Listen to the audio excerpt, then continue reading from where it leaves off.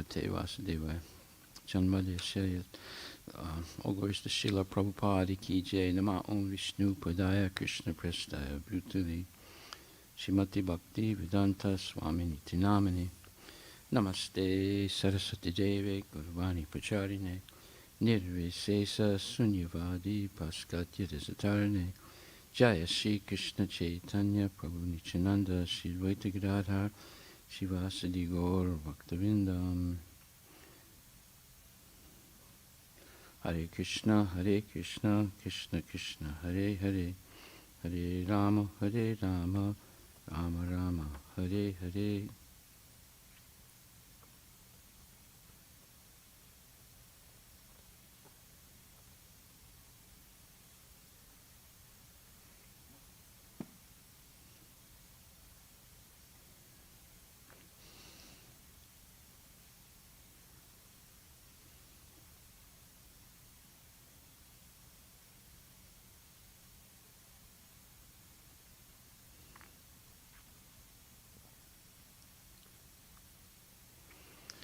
Okay, so I have received homework from Agastya, from Sanmukh, from Shrestha,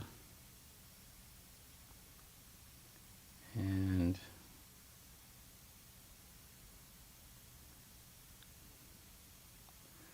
also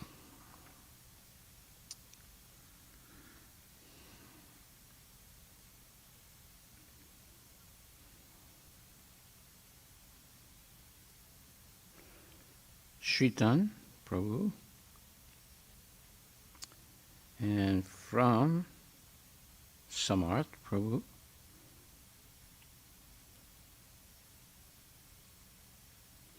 and that's it. I don't think anybody else. All right. So, I wanted to keep reading and discussing this history of the life of Ajamila. All the homeworks that came in are very well done. I have to say that. I'm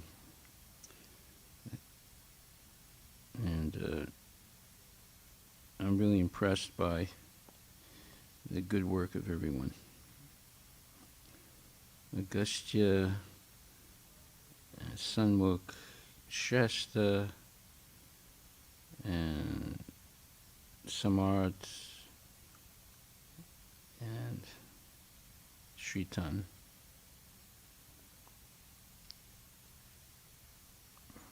Let me just take a quick look.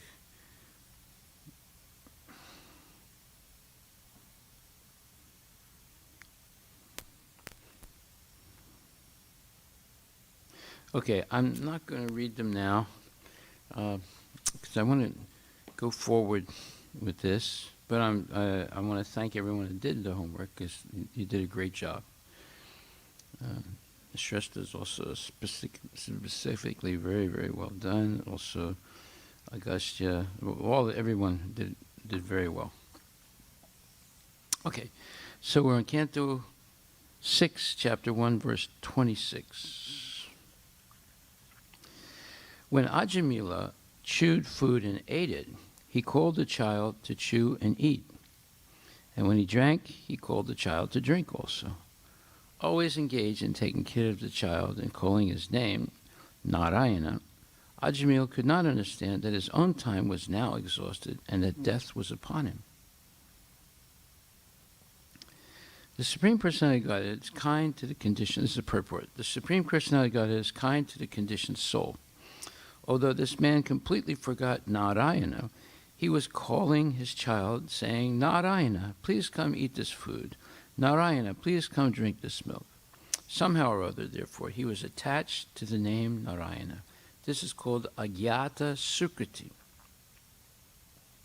Although calling for his son, he was unknowingly chanting the name of Narayana, and the holy name of the Supreme Personality of Godhead is so transcendently powerful that his chanting was being counted and recorded. Just see. Big Brother is recording all the good things you do. Usually when we refer to Big Brother in English, it's to the omnipresent surveillance of individual liberty by government or some secret agency, but the let's say surveillance by Yamaraj is the real big brother, and the surveillance by Krishna is the supreme big brother.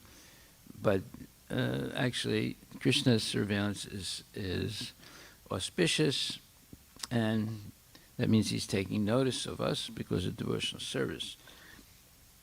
And Yamaraj's surveillance might be interpreted as inauspicious, but you can see in the case of Ajamila, who was a great sinner, the fact that Yamaraj and his agents were noting down every time he said Narayana, that was actually very fortunate.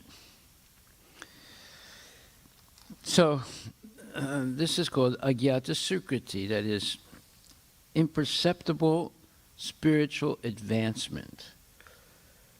And this is usually by the mercy of a pure devotee. In this case, this was the residual effect of Ajamila's being born in a devotee family, or at least a Brahminical family, in which he was trained in Brahminical principles, and he fell away from it by watching two Sudras, a man and a woman, engaged in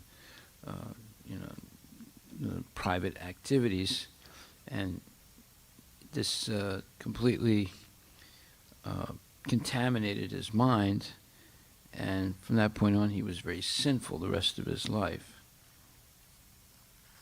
But because he had some contact with Vedic culture, he named one of his sons Narayana, and he was always, and he was the most favorite son, the youngest son out of 10 children, and he was always spending time like a father does with his youngest son usually, or a daughter, the pet child, and he was always saying the name Narayana. So now text 27. So the fact that he was saying the name Narayana, even though it doesn't mean he wasn't referring to Lord Narayana, but it's the name of the Lord, which acts absolutely. It's even if you say it, as long as you say it without any malice, and Ajamila was just innocently calling his son Narayana. So he got the benefit of chanting the holy name. If you say it derisively, that means with contempt and making fun of it, or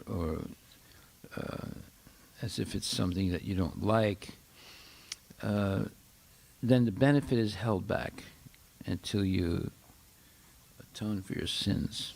But in the case of Ajamil, he got the benefit right away, in a sense, because he was saying it innocently, calling his son. He didn't have any malice toward the Lord. When the time of death arrived for the foolish Ajamila, he began thinking exclusively of his son Narayana, purport by Srila Prabhupada. In the second canto of the Srimad Bhagvatam, 2.1.6, Sukadeva Goswami says, Etavan Sankhya Yoga Bhyam Swadharma Parinistaya Janmalabha Param Pumsam Ante Narayana Smriti. The highest perfection of human life, achieved either by complete knowledge of matter and spirit, by acquirement of mystic powers, or by perfect discharge of one's occupational duty, is to remember the personality of Godhead at the end of life. Yeah, well, it's very similar also to Antekala Smaran. Let me get that verse. The 8th chapter, verse number 5. Which says, Antekala Smaran Bhavam.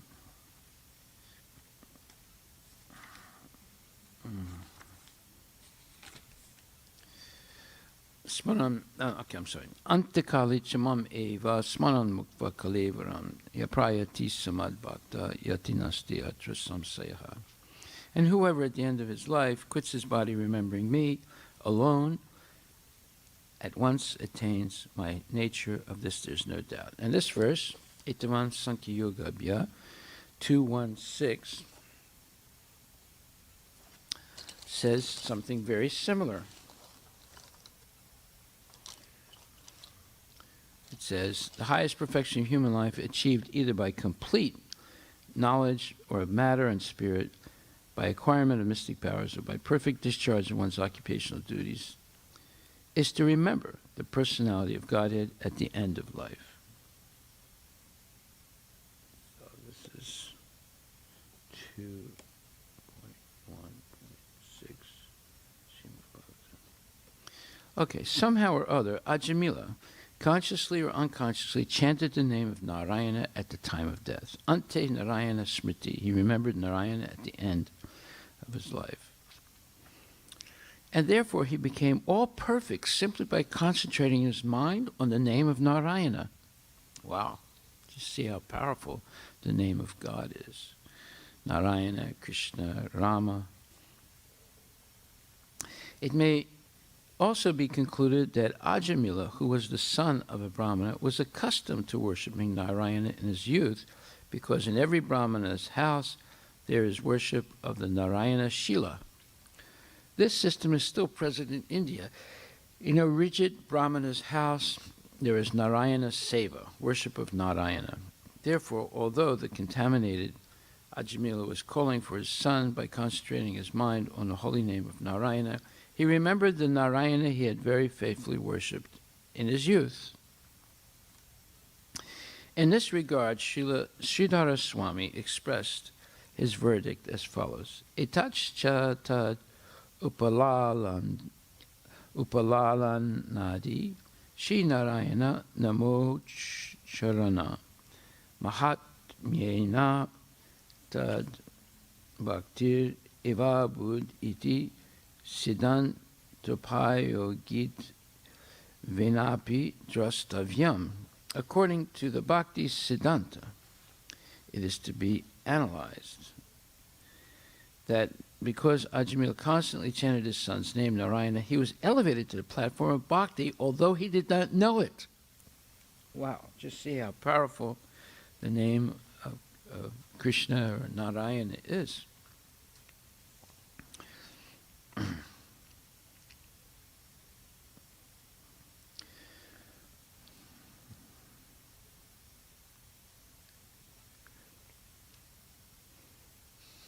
Similarly, Srila Vira Raghava Acharya gives this opinion: Evam Vartamana Sadvija Mrityulakale Upastite Satyagyo Narayanakyae Puche Eva Matim Chakara Matim Ashaktam Akarod Iti Artaha. Although at the time of death he was chanting the name of his son, he nevertheless concentrated his mind upon the holy name of Narayana. Srila Vijayadvaja Tirtha gives a similar opinion. Directly or indirectly, Ajamila factually remembered Narayana at the time of death. Ante Narayana Smriti. Okay, so he was practiced, although he didn't realize the power and the glory of the holy name, because he named his last child, son, Narayana, and the fact that he had special affection for him and was spending a lot of time with him and was saying his name constantly, he was tremendously benefited. So, in the future, if any of you children, when you grow up and you get married and you have children, don't name them Ed, Pete, Joe, Mike, or whatever. Name them Gopala, Govind, Narayana, Rama, and Parasuram, and different names of the Lord, and you will be making Agyata Sukriti, imperceptible advancement spiritually by just calling out the name of your son or daughter. Hey, Shrimati Radharani. And if you have cows or sheep or other animals, name them Radha, Yasoda, etc., so that you'll always be saying sacred names of the Lord or his devotees. And this was the natural way of naming kids in India. Nowadays, maybe they're changing it, or even if someone gets a spiritual name, they try and find some English equivalent. Like, for example, if someone is called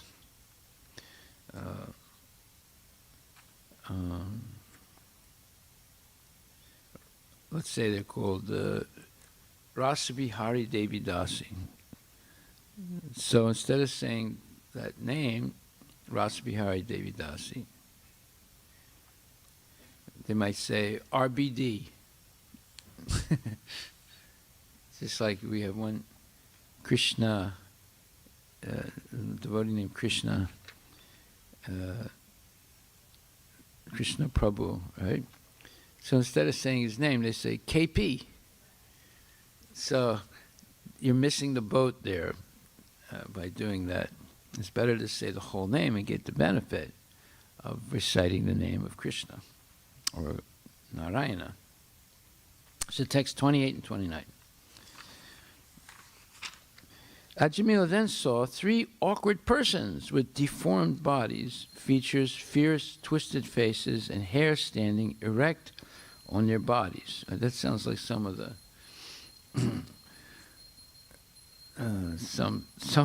some types of people that we see in Seattle. Deformed bodily features, fierce, twisted faces, and hair standing erect on their bodies. With ropes in their hands, they had come to take him away to the abode of Yamaraja. So they were the Yamadutas. It must be a very frightening thing to see, especially at the moment of death. When he saw them, he was extremely bewildered, and because of attachment to his child, who was playing a short distance away, Ajamila began to call him loudly by his name. Thus, with tears in his eyes, he somehow or other chanted the holy name of Narayana. Nothing like being scared to chant the holy name purely. Purport by Srila Prabhupada. A person who performs sinful activities performs them with his body, mind, and words. Therefore, 3 order carriers from Yamaraj came to take Ajamila to Yamaraj's abode. Fortunately, even though he was referring to his son, Ajamila chanted the 4 syllables of the Harinama, Narayana, and therefore the order carriers of Narayana, the Vishnu Dutas, also immediately arrived there. Because Ajamila was extremely afraid of the ropes of Yamaraja, he chanted the Lord's name with tearful eyes. Actually, however, he never meant to chant the holy name of Narayana. He meant to call his son.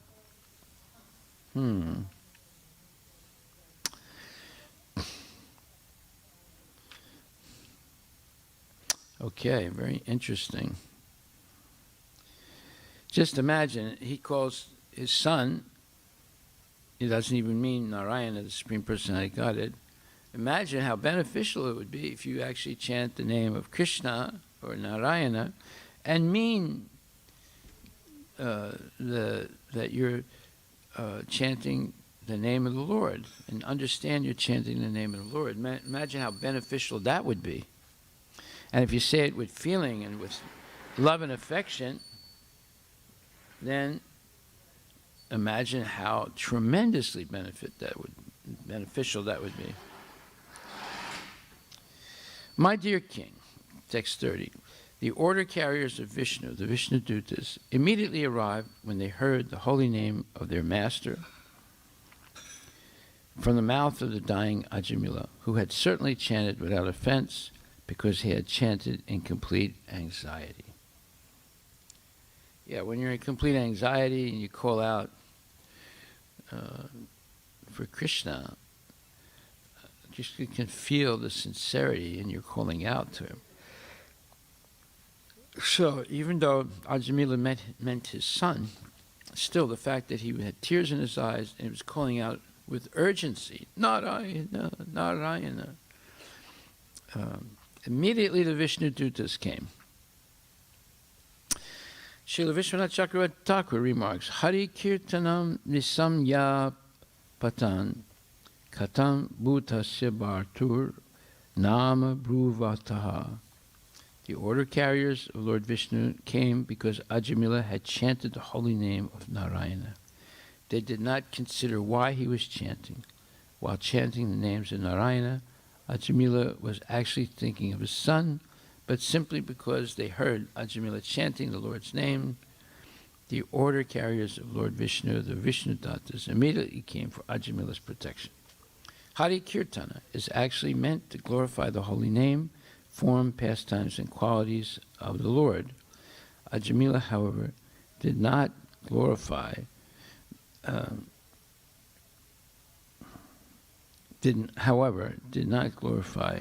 the form, qualities, or paraphernalia of the Lord.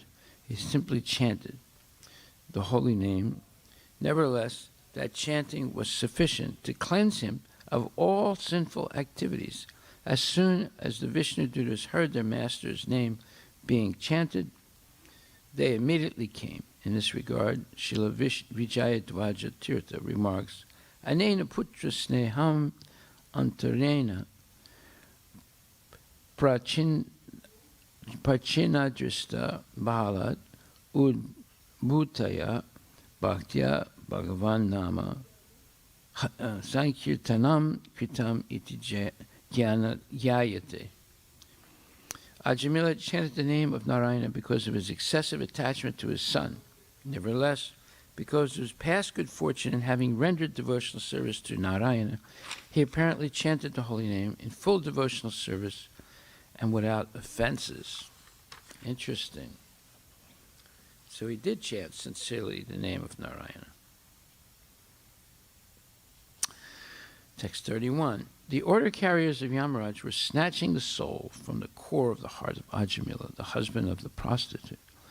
But with resounding voices, the messengers of Lord Narayana, the Vishnu Dutas, forbade them to continue, bade them to do so. So, purport by Srila Prabhupada, a Vaishnava, one who has surrendered to the lotus feet of Lord Vishnu, is always protected by Lord Vishnu's order carriers, the Vishnu Dutas. Because Ajamila had chanted the holy name of Narayana, the Vishnu Dutas not only immediately arrived on the spot, but also at once ordered the Yamarajas not to touch him. By speaking with resounding voices, the Vishnu Dutas threatened to punish the Yamadutas if they continued trying to kill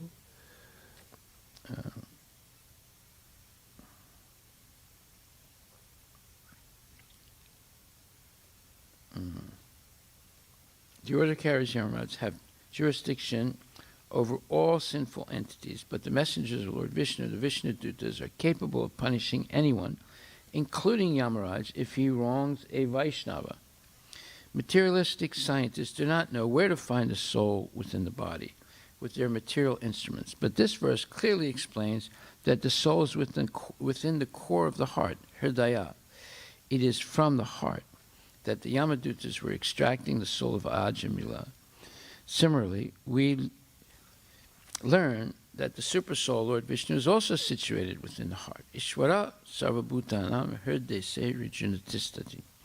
In the Upanishads, it is said that the Supersoul and the individual entity are living in the same tree of the body as two friendly birds. The Supersoul is said to be friendly because the Supreme Personality of Godhead is so kind to the original soul that when the original when the original soul transmigrates from one body to another, the Lord goes with him. Furthermore, according to the desire and karma of the individual soul, the Lord, through the agency of Maya, creates another body for him. The heart of the body is a mechanical arrangement. As the Lord says in Bhagavad Gita 18:61, Ishvara sarvabhutanam hridese rijunatistati Brahmayan Yantrarudrani Brahmayan Sarvabhutani Yantrarudrani Mayaya. The Supreme Lord is situated in everyone's heart, O Arjuna, and is directing the wanderings of all living entities who are seated as on a machine made of the material energy. Yantra means a machine, such as an automobile. The driver of the machine of the body is the individual soul, who is also its director and proprietor. But the supreme proprietor is the Supreme Personality of Godhead. One's body is created through the agency of Maya, Karmana, Daivamet, Netrena. And according to one's activities in this life, another vehicle is created. Another vehicle is created, again, under the supervision of the Daivi Maya, or Daivi Hi Esagunamayi Mama Maya Durajaya. All at the appropriate time, one's next body is immediately chosen, and both the individual soul and the supersoul transfer it to that particular bodily machine. This is the process of transmigration. During transmigration from one body to the next, the soul is taken away by the order carriers of Yamaraj and put into a particular type of hellish life called Naraka in order to become accustomed to the condition in which he will live in his next body. Well, this is a very nice explanation of changing bodies. So this will be your homework. This is first homework for next week. Is explain the process of changing the body. When the order carriers, in next verse 32, when the order carriers of Yamaraj, the sons of the sun god, were thus forbidden, they replied, "Who are you, sirs, that have the audacity to challenge the jurisdiction of Yamaraja?" Purport by Srila Prabhupada. According to the sinful activities of Ajamila, he was within the jurisdiction of Yamaraja, the supreme judge appointed to consider the sins of the living beings. When forbidden to touch Ajamila, the order carriers of Yamaraj were surprised because they had not been hindered in other words, they had never been hindered in execution of their duty by anyone within the three worlds. Okay, they had never encountered such a situation before. So, therefore, they were shocked. And they said, text 33, "Dear sirs, whose servants are you? Where have you come from? And why are you forbidding us to touch the body of Ajamila? Are you demigods from the heavenly planets? Are you sub-demigods? Or are you the best of devotees?" Purport by Srila Prabhupada. The most significant word used in this verse is Siddha Satamaha, which means the best of the perfect. In Bhagavad Gita 7.3, it is said, "Manushyanam sahasresu kaschit jatati siddhaya." Out of millions of persons, one may try to become siddha, perfect, or in other words, self-realized. A self-realized person knows that he is not the body, but a spiritual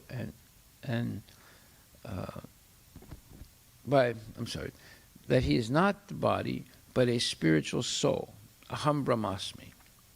At the present moment, practically everyone is unaware of this fact, but one who understands this has attained perfection and is therefore called siddha. When one understands that the soul is part and parcel of the Supreme Lord, and one thus engages in the devotional service of the Supreme Soul, one becomes siddha sattama. One is then eligible to live in the Vaikuntha planets or Krishna Loka. The word siddha sattama, therefore, refers to a liberated, pure devotee. Since the Yamadutas are servants of Yamaraj, who is also one of the siddha sattamas, they knew that a siddha sattama is above the demigods and and sub-demigods, and indeed above all living entities within this material world. The Yamadutas therefore inquired why the Vishnudutas were present where a sinful man was going to die. It should also be noted that Ajamila was not yet dead, for the Yamadutas were trying to snatch the soul from his heart. They could not take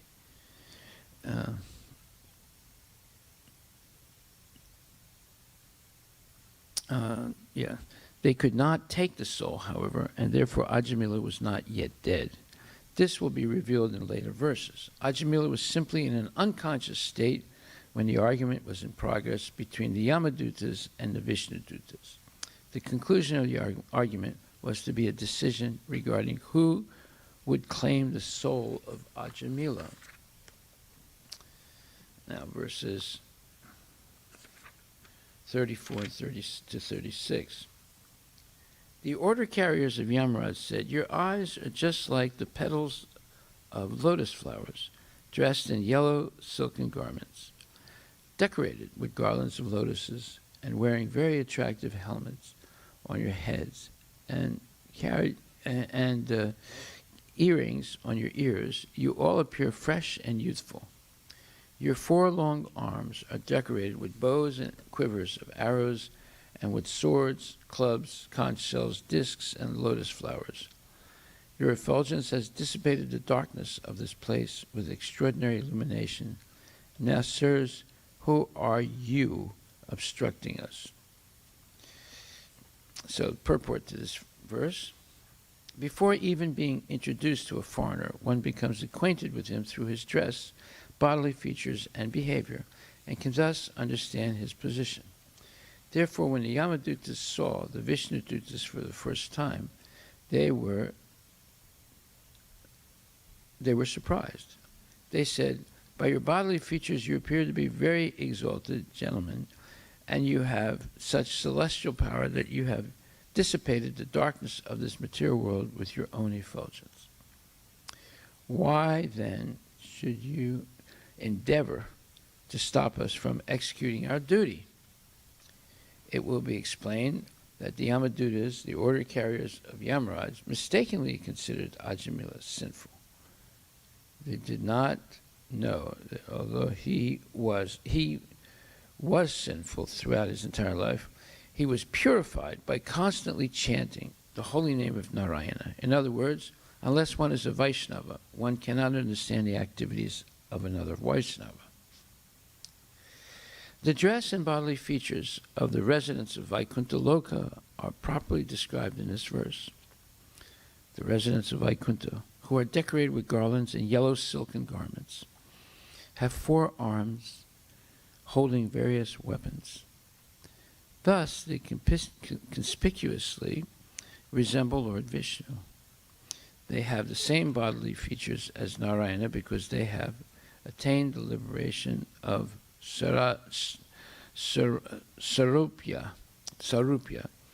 but they nevertheless act as servants.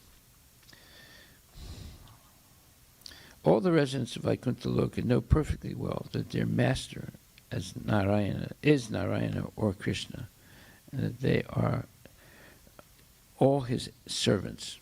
They are all self-realized souls who are nitya mukta, everlastingly liberated, although they could conceivably declare themselves Narayana or Vishnu.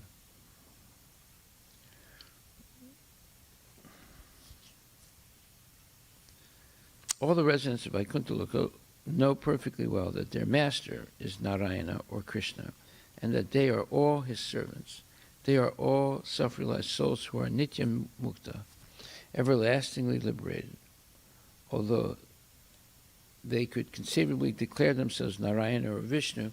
They never do so. They always remain Krishna conscious and serve the Lord faithfully. Such is the atmosphere of Vaikuntha Loka. Similarly, one who learns the faithful service of Lord Krishna through the Krishna consciousness movement will always remain in Vaikuntha Loka and have nothing to do with the material world. Okay. So next text 37. Actually, though,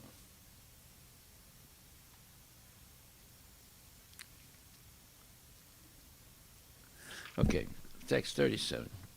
Sukadeva Goswami continued, being thus addressed by the messengers of Yamaraja, the servants of Vasudeva smiled and spoke the following words in voices as deep as the sound of rumbling clouds. Purport by Srila Prabhupada. The Yamadutas were surprised to see the Vishnudutas, although polite, were hindering the rule of Yamaraj. Similarly, the Vishnudutas were also surprised that the Yamadutas, although claiming to be servants of Yamaraj, the supreme judge of religious principles, were aware of the precision or of the principles of religious action. Thus, the Vishnudutas smiled, thinking, "What is this nonsense they are speaking? If they are actually servants of Yamaraj, they should know that Ajamila is not a suitable candidate for them to carry off." Text 38. The blessed messengers of Lord Vishnu, the Vishnudutas, said, "If you are actually servants of Yamaraj, you must explain to us the meaning of religious principles and the symptoms of irreligion." Purport by Srila Prabhupada. So basically, the Vishnudutas are challenging the Yamadutas by saying, you explain to us what are the duties of a religious person and what's the symptoms of irreligion. Purport by Srila Prabhupada. This inquiry by the Vishnudutas to the Yamadutas is most important. A servant must know the instructions of his master. The servants of Yamaraj claim to be carrying out his orders, and therefore the Vishnudutas very intelligently asked them to explain the symptoms of religious and irreligious principles. A Vaishnava knows these principles perfectly well because he is well acquainted with the instructions of the Supreme Personality of Godhead. The Supreme Lord says, Sarvadharma Prityaja Mamikam Saranam Braja. Give up all other activities or wishes of religion and just surrender unto me. Therefore, surrender unto the Supreme Personality of Godhead is the actual principle of religion. Those who have surrendered to the principles of material nature instead of to Krishna are all impious, regardless of their material position. Unaware of the principles of religion, they do not surrender to Krishna, and therefore they are considered sinful rascals, the lowest of men, the fools bereft of knowledge, as Krishna says in Bhagavad Gita 7:15, Namam Duskritini Vidha Prapadyante Naram Dhamma Maya Prata Jnana Asram Bhavam Asritaha. Those miscreants who are grossly foolish, lowest among mankind, whose knowledge is stolen by illusion, and who partake of the atheistic nature of demons, do not surrender unto me. One who has not surrendered to Krishna does not know the true principle of religion, otherwise he would have surrendered. The question posed by the Vishnudutas was very suitable. One who represents someone must fully know that person's mission. The devotees in the Krishna consciousness movement do not record the devotees in the Krishna consciousness movement must therefore be fully aware of the mission of Krishna and Lord Chaitanya, otherwise they will be considered foolish. All devotees, especially preachers, must know the philosophy of Krishna consciousness so as to not be embarrassed, insulted when they preach. Okay, so the Vishnudutas and the Yamadutas are having a discussion, and it's not going very well for the Yamadutas, so they're going to have to do something.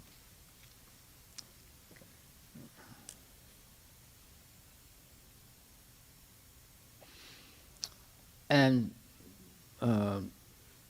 quoting the 715, there's an implication here that the Yamadutas don't know the true principle of religion. Otherwise, he would have surrendered. And why is that? Because they don't really understand the position of Yamaraj, who has availed himself of chanting the name of God many times during a day, or an evening, or an afternoon, or a morning. So if they understand the value of the value of scriptural instructions given by Krishna, then they would be much more careful in their judgments. But because they haven't been fully exposed to all the principles of Krishna consciousness, they're confused in this situation, and they're searching for answers. So text 39. What is the process of punishing others? Who are the actual candidates for punishment? Are all karmis engaged in fruitive activities punishable, or only some of them? So these are hard questions asked by the Vishnudutas to the Yamadutas. And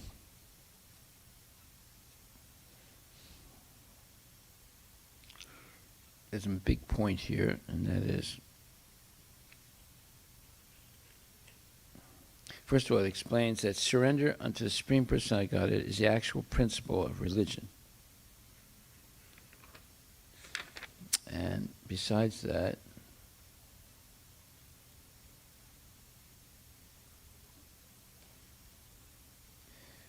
so the Vishnudutas are asking these questions because they're recognizing that the Yamadutas do not really know all the principles of religion.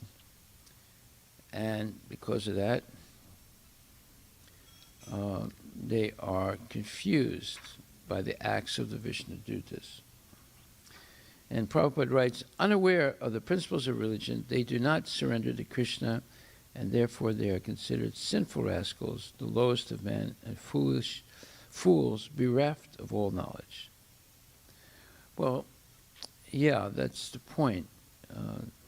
Ignorance is not bliss. It's actually an indictment to suffer.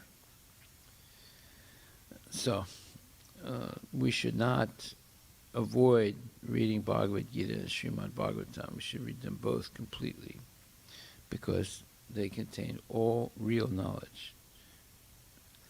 So text 39.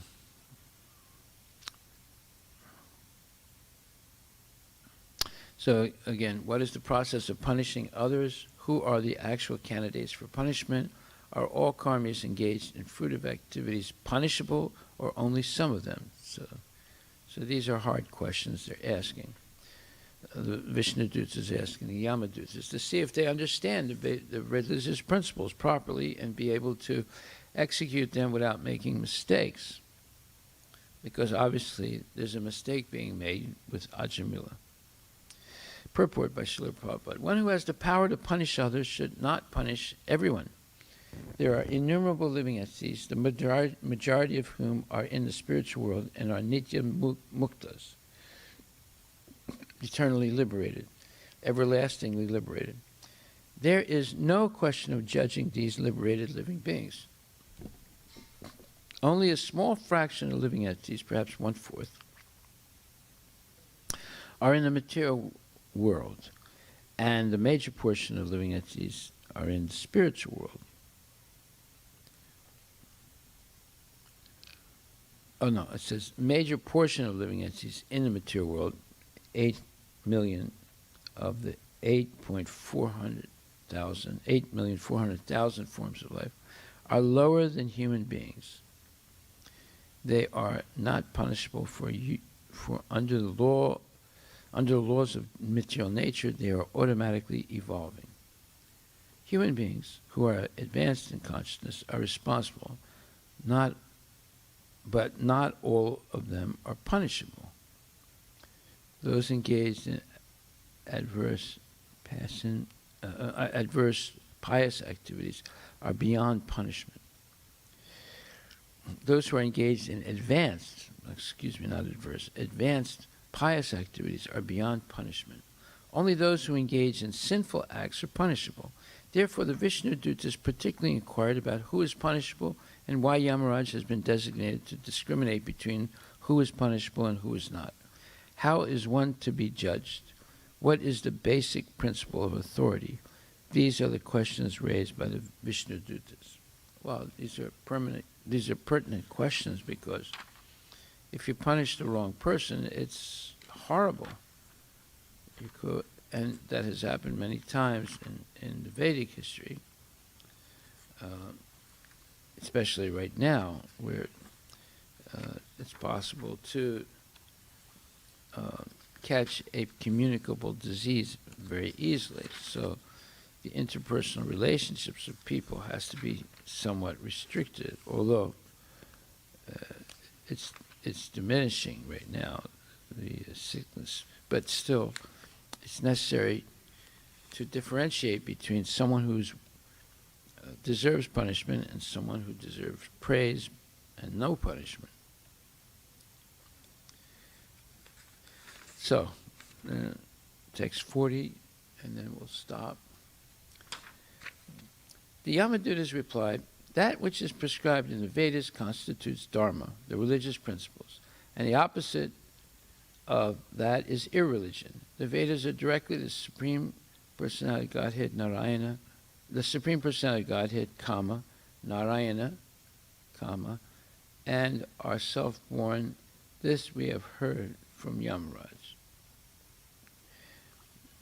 Purport. The servants of Yamaraj replied quite properly. They did not manufacture principles of religion or irreligion. Instead, they explained what they had heard from the authority Yamaraja, Mahajana Yenigata Sapanta.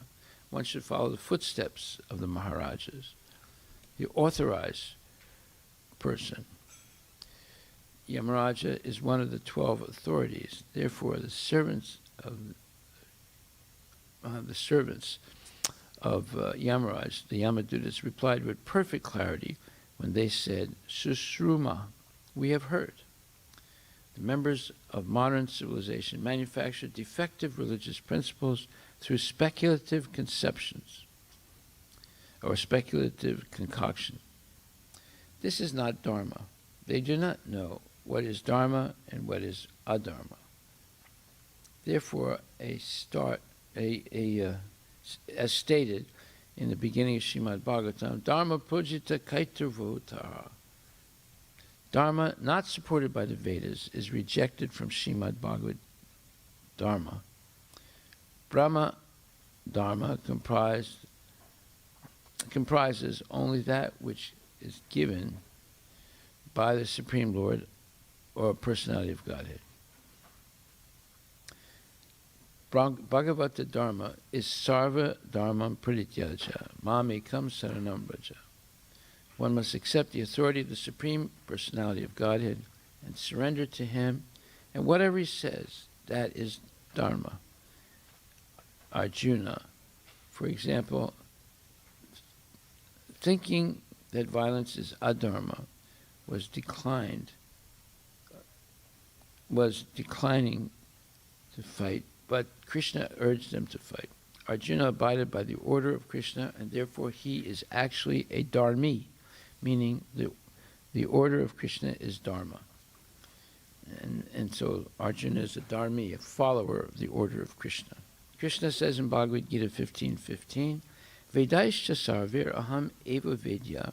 The real purpose of Veda knowledge is to know me, meaning Krishna. One who knows Krishna perfectly is liberated. As Krishna says in Bhagavad Gita 4.9, Janma karma chame divyam evam yo veti tatvata tyakvadeham punarjanma naiti mahameti soarjuna. One who knows the transcendental nature of my appearance and activities does not, upon leaving the body, take his birth again in this material world, but attains my eternal abode, O Arjuna. One who understands Krishna and abides by his order is a candidate for returning home back to Godhead. It may be concluded that Dharma, religion, refers to that which is ordered in the Vedas, and Adharma, religion, refers to that which is not supported in the Vedas.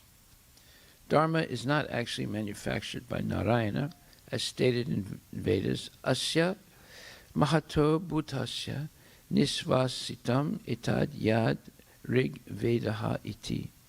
The injunctions of Dharma emanate from the breathing of Narayana, the supreme living entity. Narayana exists eternally and breathes eternally, and therefore Dharma, the injunctions of Narayana, also exist eternally. Srila Madhvacharya, the original Acharya for those who belong to the Madhva Gaudiya Sampradaya, says, Vedanam pratamo vakta harir eva yato vibhu ato vishnu atmaka veda iti ahur veda vadina. The transcendental words of the Vedas emanated from the mouth of the Supreme Personality of Godhead.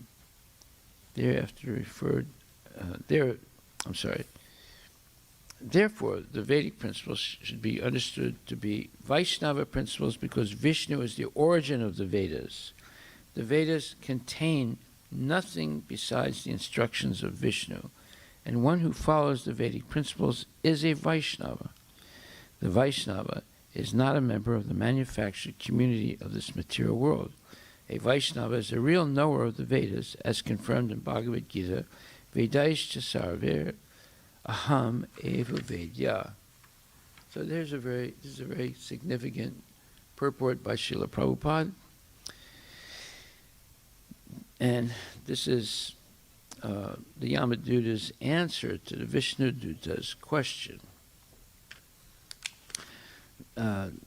Trying to probe the Yamadutas with their question to see if they actually understand the principles of Dharma. And how is one to be judged? What is the basic principle of authority? These are the questions raised by the Vishnu Dutas. And along with that, who is punishable and why Yamaraj is designated to discriminate between who is punishable and who is not. So this, of course, is a continuation of what we were studying last week and the week before. That is Srimad Bhagvatam, Canto 6, Chapter 1, the history of the life of Ajamila. So, understanding the principles of Dharma is very important in order to avoid committing sinful acts unconsciously, that is, out of ignorance. So there is such a thing called Panchasuna. Panchasuna are 5 types of sinful activity that people perform unknowingly. Like, for example, when you clean your house, you use a vacuum cleaner, you might use Clorox, you might use soap and water. Well, when you use those substances, you kill living entities. And there are so many microbes, there's so many flies and bugs and different things, and you're killing them. So that's one way of unknowingly committing sinful activity. Then, when you walk on the street, you can be stepping on so many living entities unknowingly. Or when you drive a car, you can be killing thousands, sometimes even hundreds of thousands of living entities, from microbes up to mosquitoes and other bugs. All that is killing, and that's also counted. And then if you have a business, with machinery and trucks and different things, you might have to protect your back factory with mouse traps or mice traps, and there are always little critters, spiders, and other things walking around. So you may knowingly or unknowingly kill them. That's also sinful activity. So these are different ways that people are unknowingly acquiring bad karma. And this is why bad things happen to seemingly good people, because just by living, we are obliged to kill something. Like if you build a house, you're going to rip up the ground and you'll be killing the natural habitat, and along with the animals or insects or worms or living entities that are living inside the ground that you're attacking in order to build a new house. So people acquire a lot of sinful reactions unknowingly. And that's why sometimes there are accidents, sometimes there's economic downturns, sometimes people are robbed, and so many things happen, and it's bewildering, but there is an explanation for it. The explanation is called Panchasuna, the 5 types of sinful activities that one unwittingly commits just in the normal course of life. So, when we study scriptures, we begin to learn these things, and then knowledge is liberating. Then we become much more careful. Just like, let's say, a young boy turns 16, and his father gives him a brand new BMW convertible car.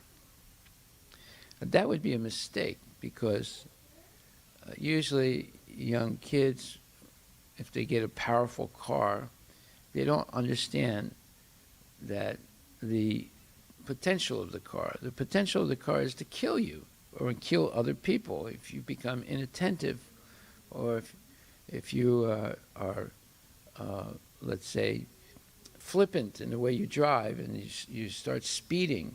Of course, a new BMW can go up to 80 miles an hour in a few seconds. So when you have such a powerful car, it's very easy when you're a new driver to get into accidents, because you can inadvertently push down on the pedal and start going very fast. Maybe not the first couple days, but as time goes on, you see the power of the car and you want to use it. I know one young boy, he was only 16.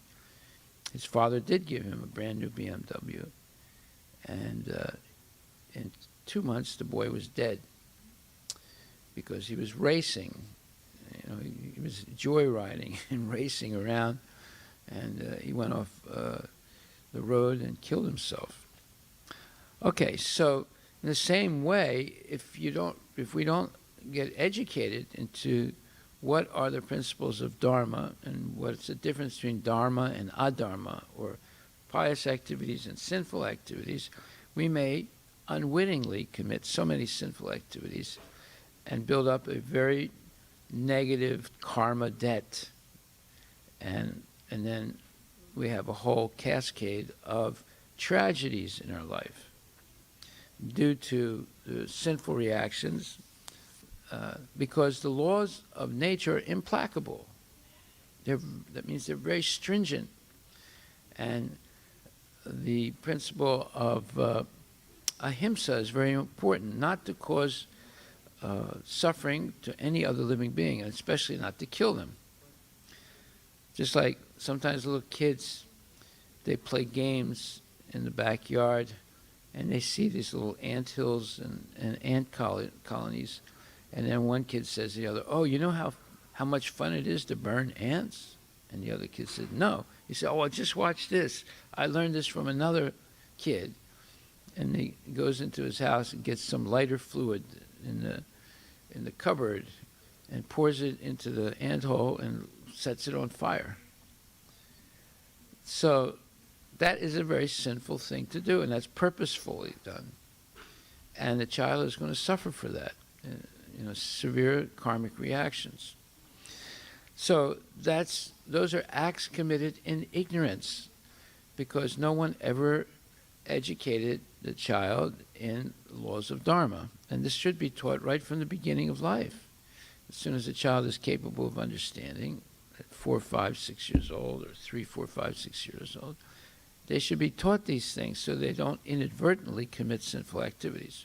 But because nothing like that, or very little of that type of education is given, kids grow up and they continue engaging in unwitting sinful activities that have catastrophic results due to violation of the laws of nature. So there are two sets of laws that we have to learn. One is the laws of nature established by God himself, and the other set of laws is the laws of the state, established by state legislatures or the federal legislators. So there are two sets of laws that we have to know, not just one. And anyway, the laws that are established by mundane people are not really, let's say, comprehensive, because they are fluctuating due to different emotional states of the population. Like before, abortion was not allowed, and now it's allowed and encouraged.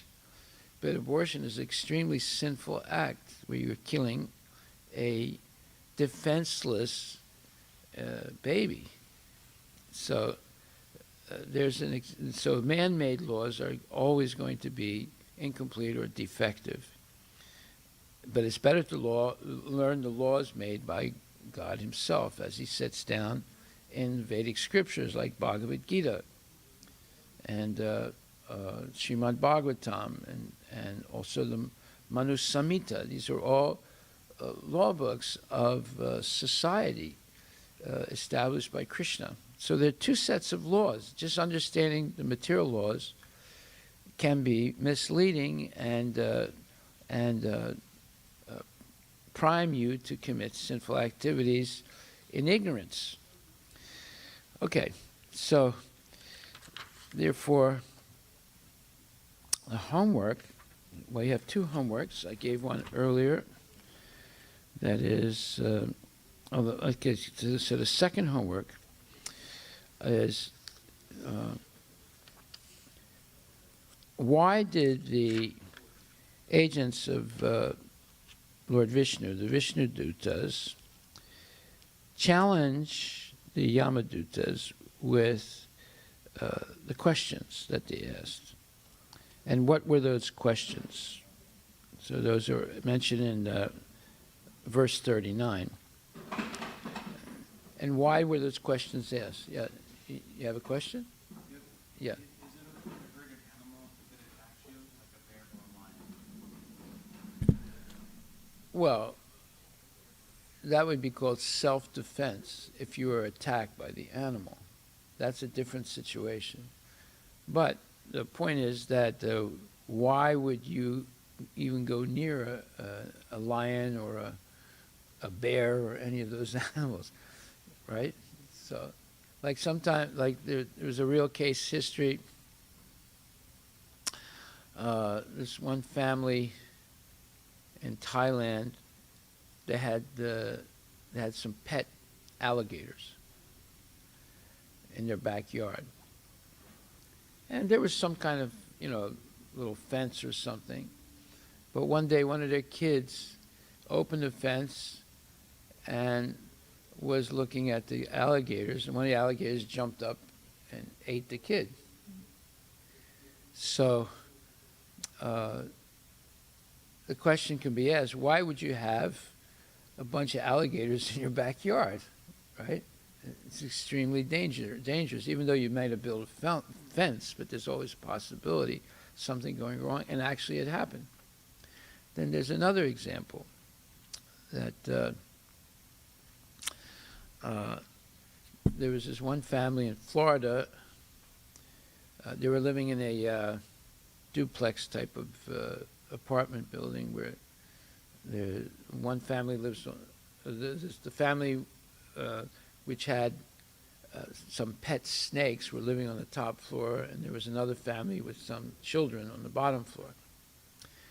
Well, they had different types of snakes that they were keeping, and one was a anaconda, or one of those snakes that kill you by asphyxiation. They wrap their body around you. So one of those snakes one night got out of its container. They had these big glass containers, and it got out. And it slithered around, and somehow or other, it got into the bottom apartment and suffocated or choked to death one of the kids and tried to eat it. So the question is, why would you, live in a situation where there's a possibility of being attacked by a wild animal? See? And people are so crazy, they keep alligators in their backyard, or they keep snakes in their house. So it just, it's asking for trouble. So, but yes, you have a right to protect yourself. And that's an exceptional case. I mean, most people don't go where they're going to be attacked by animals, wild animals. Yet it happens sometimes. Any other questions? Not at the moment. Okay, so the second homework is to answer the question why the Vishnu Dutas question the Yamadutas, especially on the point of if they actually understood the principles of Dharma and